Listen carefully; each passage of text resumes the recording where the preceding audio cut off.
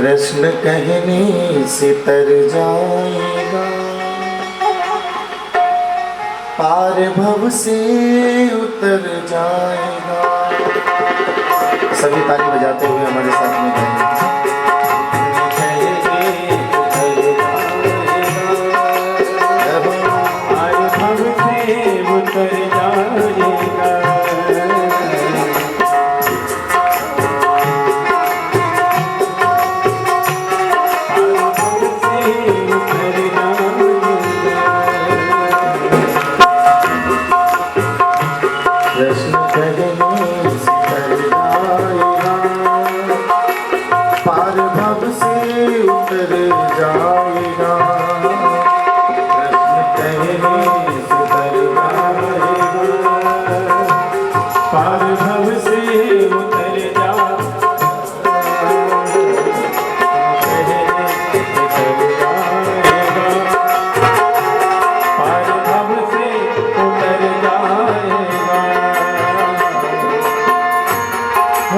चर्चा तेरी हर गली, होगी चर्चा तेरी हर गली, होगी चर्चा तेरी हर गली, होगी चर्चा तेरी हर गली।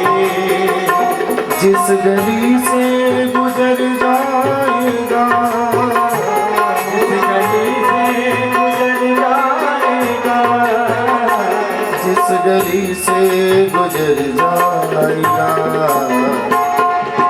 पहले उतर जाएगा, पार से उतर जाएगा।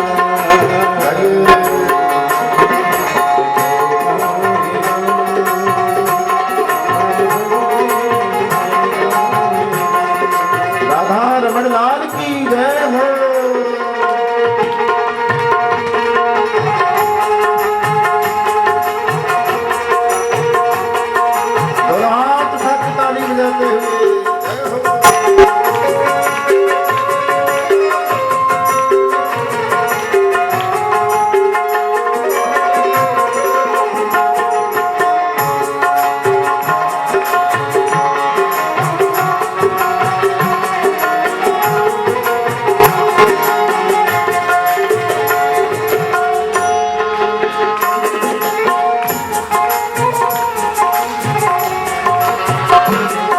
संसार के सामने झोली फैलाने से क्या मिलने वाला है? उसके आगे तू झोली फैला, तू झोली फैला। भगवान के सामने उसके आगे तू झोली फैला, तू झोली फैला। दाता झोली को भर जाएगा, दाता झोली को भर जाएगा, दाता झोली को भर जाएगा, दाता झोली को भर जाएगा,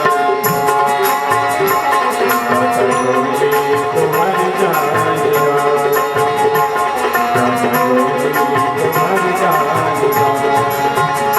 कृष्ण कहने से तर जाएगा, पार भव से उतर जाएगा, कृष्ण कहने से तर जाएगा, पार भव से उतर जाएगा। जय हो।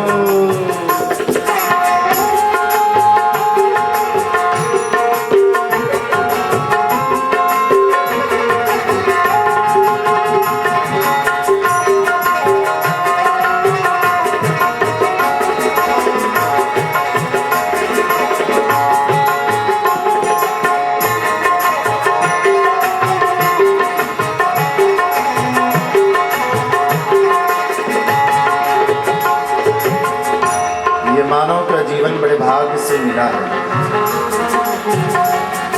जन्म जन्मांतर के पुण्य उदय होते हैं तब मानव का जीवन मिलता है। बड़ी मुश्किल से नर्तन मिला, बड़ी मुश्किल से नर्तन मिला, क्या पता फिर किधर जाएगा। बड़ी मुश्किल से नर्तन मिला, क्या पता फिर किधर जाएगा, क्या पता फिर किधर जाएगा। कृष्ण कहने से कर जाएगा, पार भव से उतर जाएगा। कृष्ण कहने से तर जाएगा, पार भव से उतर जाएगा।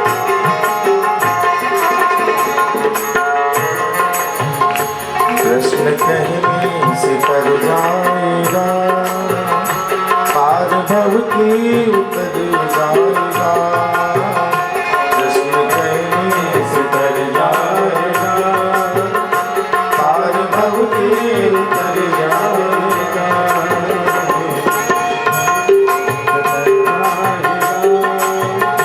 पार भव से उतर जाएगा, पार भव से उतर जाएगा।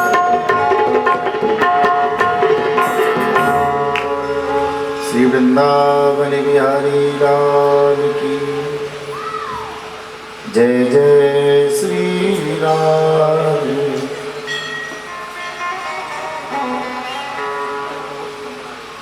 परम मंगलमय प्रेममय रसमय आनंदमय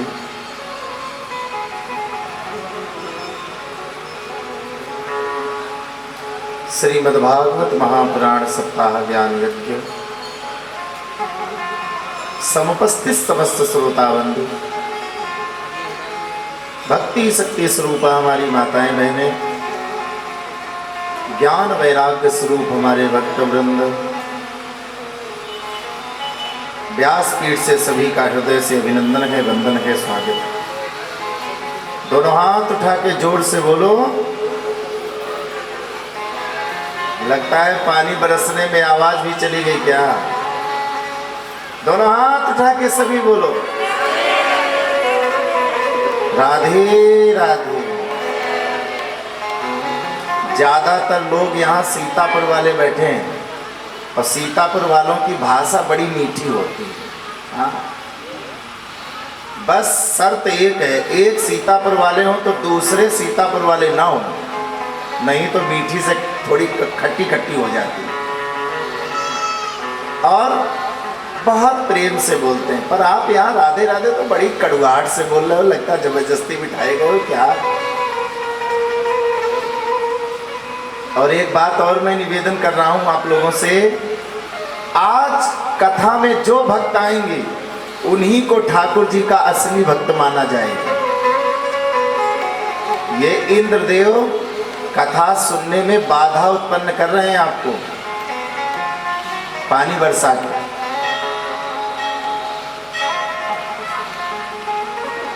अब आपको क्या करना है ये आपको ध्यान रखना है।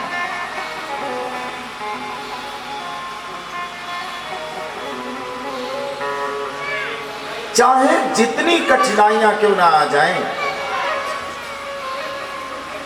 3:30 बजे जब पानी बरस रहा तो हम बड़े खुश हुए। हमने कहा 1 घंटा जोर से बरस जाए तो आज छुट्टी हो जाए। पर इंद्रदेव ने आप पे तो कृपा की, मेरे ऊपर कृपा नहीं की। दोनों हाथ उठा के बोलो राधे राधे। तो बड़े भाग्य का विषय है। क्या पता फिर किधर जाएगा, क्या पता फिर किधर जाएगा।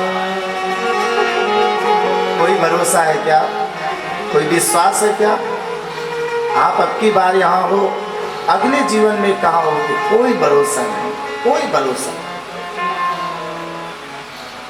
बड़ी मुश्किल से नर्तन मिला, क्या पता फिर किधर जाएगा। एक बार एक अंधे व्यक्ति को एक कमरे में बंद कर दिया गया और उससे कहा गया इसमें एक दरवाजा है, एक दरवाजा, कोई खिड़की नहीं है कमरे में, और इसी दरवाजे से आपको बाहर निकल करके आना है। अब आप जरा ईमानदारी में बताना, अंधा व्यक्ति क्या करेगा? पहले तो दीवार को हाथ लगाएगा, और दीवार को हाथ लगा करके जब दरवाजा उसे हाथ से मिल जाएगा तो वो बाहर आ जाएगा। अंधे व्यक्ति ने दीवार में हाथ लगा करके जैसे ही घूमना शुरू किया तो 3 दीवारों में घूमते घूमते घूमते घूमते जैसे ही चौथी दीवार की तरफ आया जहां दरवाजा लगा था, वैसे ही उसके सिर में खुजली मच गई। तो दोनों हाथ से सिर खुजलाने लगा, दरवाजा निकल गया। फिर से उसने हाथ लगाया तो फिर दीवार की दीवार। ठीक इसी प्रकार से हम आप 84 लाख योनियों में भटकते रहते हैं, कहीं कुछ बनते हैं, कहीं कुछ बनते हैं, कहीं कोई जीवन मिलता है, पर एक बार ये मनुष्य का जीवन हमें प्राप्त होता है। और जब मानव का जीवन मिल जाता है प्यारे, तो हम भगवान को ही भूल जाते हैं, भगवान को भूल जाते हैं। साधन धाम मोक्ष कर द्वार,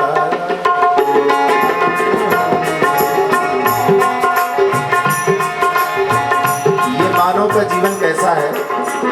गोस्वामी तुलसीदास जी मानस में कहते हैं, ये आपका जो शरीर है ये शरीर नहीं है, साधना का धाम है, साधना का धाम। साधन धाम मोक्ष कर द्वारा, साधन धाम पाई न जेई परलोक सवारा,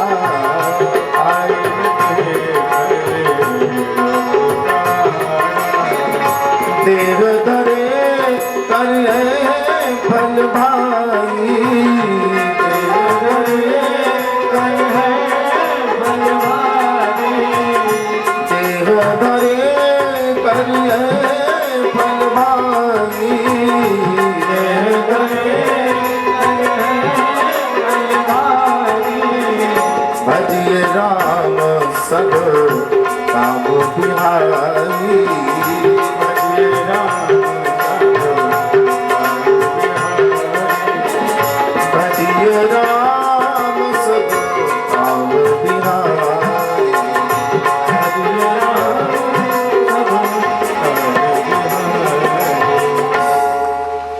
आपके जीवन में जब जब आपको अवसर प्राप्त हो जाए, भगवान का भजन अवश्य करिए, भगवान की कथा अवश्य सुनिए।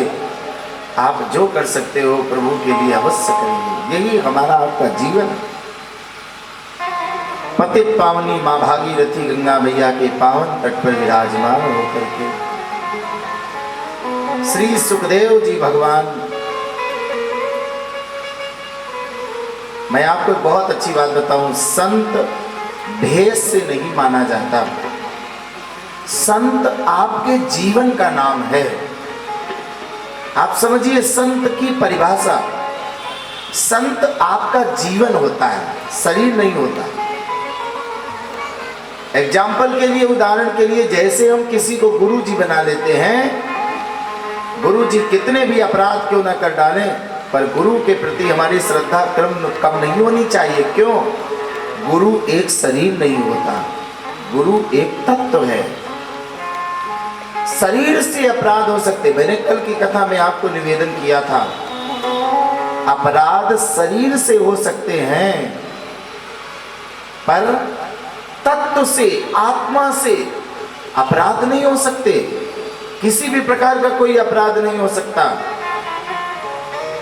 संत स्वभाव का नाम है।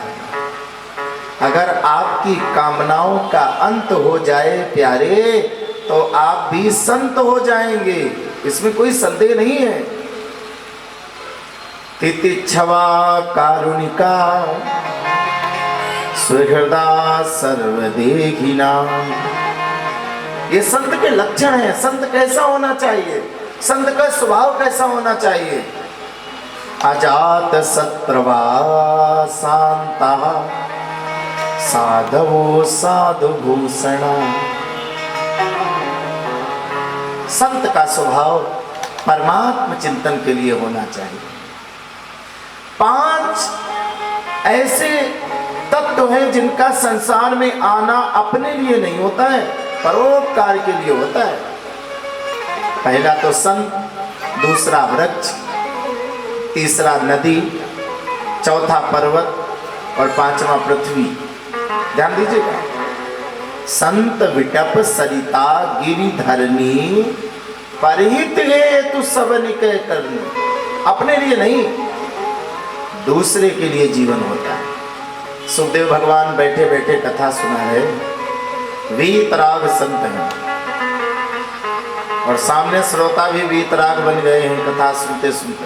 नाम है विष्णुराग, परीक्षित जी महाराज। भगवान की मंगलमयी कथा का रसपान करते करते आनंद से डूब गए हैं श्री परीक्षित जी महाराज। पाई न केहि गति पतित पावन, जो भगवान के भजन में लीन हो जाता है उसकी सदगति हो जाती है, संदेह नहीं।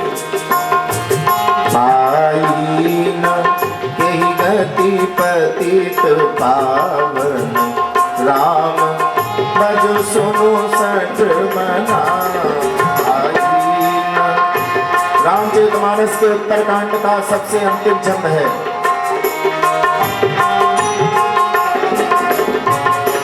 गणिका तुलसीदास जी ने गिना भी दिया कौन कौन से लोग भगवान का भजन करके तर गए। गणिका अजामिल व्याध गीत, गजादि फलतारे घना। गणिका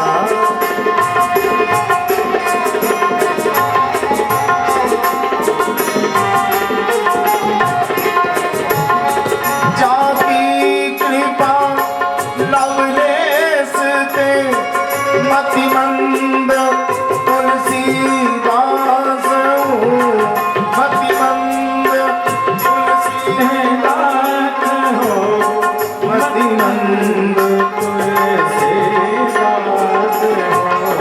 पायो परम विश्राम राम, समान को नाही कहूँ। पायो परम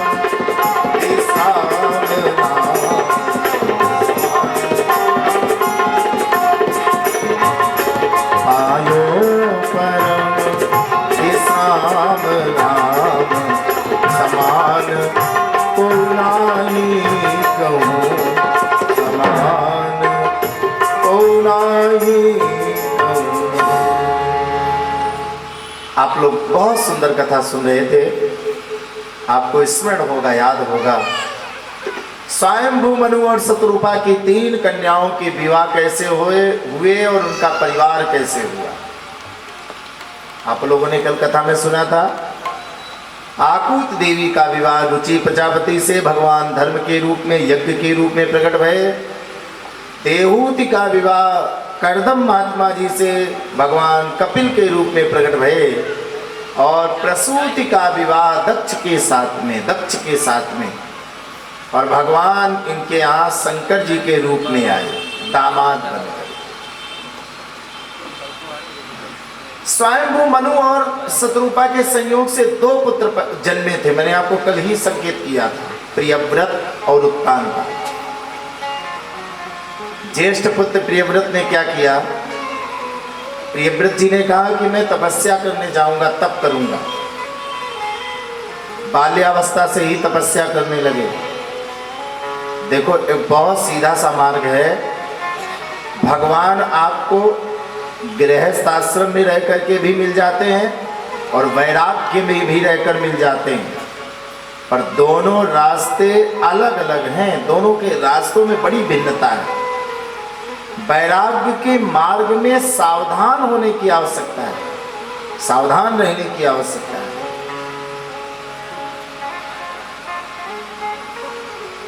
प्रियव्रत जी तो तपस्या करने चले गए जंगल की ओर। और पहले ऐसा होता था कि जो राजा के जितने भी पुत्र होते थे उनमें जो श्रेष्ठ पुत्र होता था, श्रेष्ठ माने सबसे बड़ा, उसी को राजगद्दी दी जाती थी। अन्य भाइयों का पालन पोषण वही करता था, पूरी प्रजा का पालन करता था। पर आज जितने बच्चे होते हैं सबका बंटवारा हो जाता है। होता है कि नहीं होता है? झगड़ा हो जाता है। बहुत भाग्यशाली परिवार हो जिनमें सामंजस्य हो, एक साथ भोजन बनता हो। बोलो राधे राधे। हाँ, बहुत बड़ी भाग्य की बात है। राम राज्य है ऐसे घरों में। ध्यान दीजिएगा दिनेश जी, राम राज्य है ऐसे घरों में जिन घरों में एक साथ में सामंजस्य बना करके लोग रह रहे हो। नहीं तो कहा कौन किससे श्रेष्ठ है, कौन किससे बड़ा है, कौन किससे पद में बड़ा है, यही झगड़ा, यही आपस में बैर, यही आपस में सोच, यही आपस में विचार रहते हैं। अपने घर को अवध बनाओ, अवध, अयोध्या, जहां युद्ध नहीं होता, जहां झगड़ा नहीं होता, जहां कभी झगड़ा नहीं होता। अयोध्या में एक बार ही झगड़ा हुआ, वो भी अयोध्या वासी ने नहीं करवाया। कैकेयी के साथ आई हुई वो दासी थी जिसका नाम था मंथरा। रामकथा में आपने सुना हो। वो अयोध्या की नहीं थी। जिसने अयोध्या में झगड़ा करवाया, जिसने आपस में झगड़ा करवाया, वो अयोध्या की नहीं थी। क्योंकि अयोध्या में मेरे राम का राज्य है ना। और जहां मेरे राम का राज्य हो जाता है वहां झगड़े का, बुराई का, द्वेष का, हिंसा का, आपस में बैर का कोई स्थान नहीं है, कोई स्थान नहीं है। ना ना ना, ये रामायण, ये गीता, ये हमें शिक्षा यही तो प्रदान करती है। आपस में सामंजस्य, आपस में प्रेम, आपस में वसुधैव कुटुंबकम, आपस में स्नेह उत्पन्न करना, यही तो शिक्षा देते हैं गुरुजन, यही तो सदगुरुदेव सिखाते हैं, यही तो संत गण अपने प्रवचन में कहते हैं। प्यारे, प्रियव्रत तपस्या करने चले गए। उत्तानपाद जी को राजा बनाया स्वयंभू मनु जी ने। भगवान ने बड़ी कृपा की है, सुनीति देवी से विवाह हो गया। और इस कथा को जरा अपने जीवन से उतार के जोड़ लीजिए पहले, फिर कथा सुनिए तो बड़ा आनंद आएगा। उत्तानपाद कौन है? उत्तानपाद की व्याख्या कर लीजिए। पाद माने पैर, उत्तान माने ऊपर की तरफ। माँ के गर्भ में जब हम आप होते हैं तो हमारे आपके पैर कहाँ होते हैं? जोर से बोलो। ऊपर की तरफ। हमारे आपके पैर कहाँ होते हैं? ऊपर की तरफ। माँ के गर्भ में, माँ के उदर में जीव उल्टा लटका होता है। उल्टा, सीधा नहीं, उल्टा। माँ के पेट में उल्टा लटक करके बेचारा दिन गिना करता है और प्रभु से एक ही बात कहता है, भगवान एकात्मभूतम इंद्रियस्य स्मरेतम मना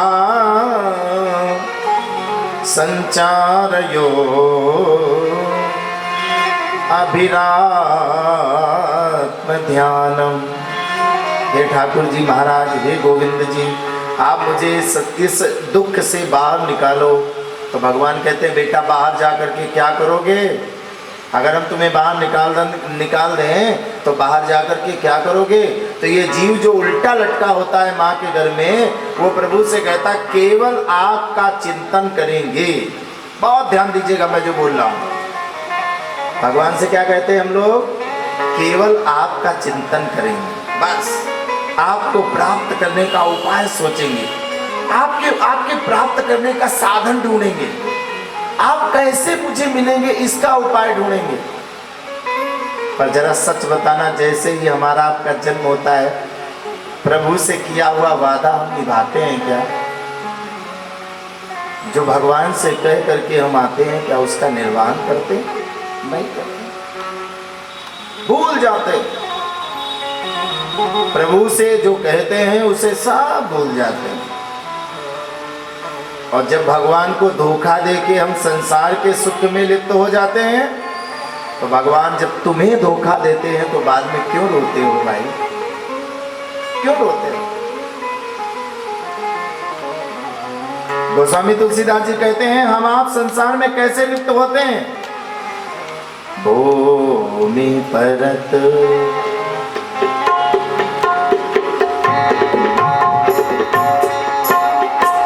भूमि परत भावर पानी, भूमि परत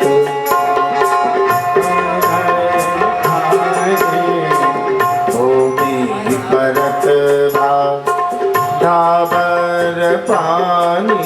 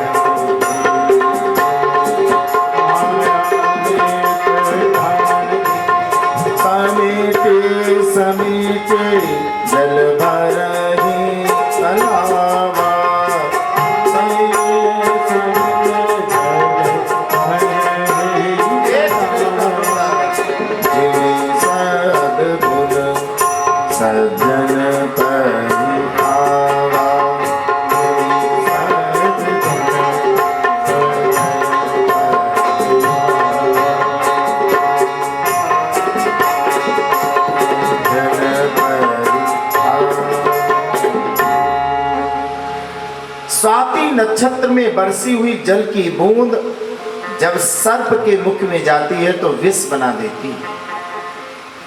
स्वाति नक्षत्र में बरसी हुई जल की बूंद जब केले के वृक्ष पर पड़ती है तो कपूर बना देती है। स्वाति नक्षत्र में बरसी हुई जल की बूंद जब कीचड़ के गड्ढे में जाती है तो कीचड़ बना देती है, पंख बना देती है। स्वाति नक्षत्र में बरसी हुई जल की बूंद सीप के ऊपर पड़ती है तो मोती बना देती है। अब इसमें मेघ का कोई दोष तो नहीं है भाई, मेघ तो बरस रहे हैं, मेघ का कोई दोष नहीं है, मेघों का इसमें कोई दोष नहीं। दोष तो हमारी पात्रता में है। देने वाला हमें आपको दे रहा है, पर मैंने अपने पात्र को, अपने बर्तन को उल्टा रखा है ना, इसीलिए कैसी वस्तु आएगी। हमने उल्टा करके रखा है, छिपा करके रखा है, सीधा नहीं किया, पात्र को उल्टा करके रखा है, इसीलिए वस्तु नहीं प्राप्त होने वाली। उत्तान पाद है जिसके मां के घर में पैर ऊपर की तरफ है, सिर नीचे है, वही उत्तान पाद है। जीवात्मा का नाम है उत्तान पाद। हमारे आपके पास में 24 घंटे एक कन्या, एक देवी साथ में रहती जिसका नाम है बुद्धि, बुद्धि देवी। हमें आपको मार्ग दिखाती है पर हम आप लोग देखना नहीं चाहते।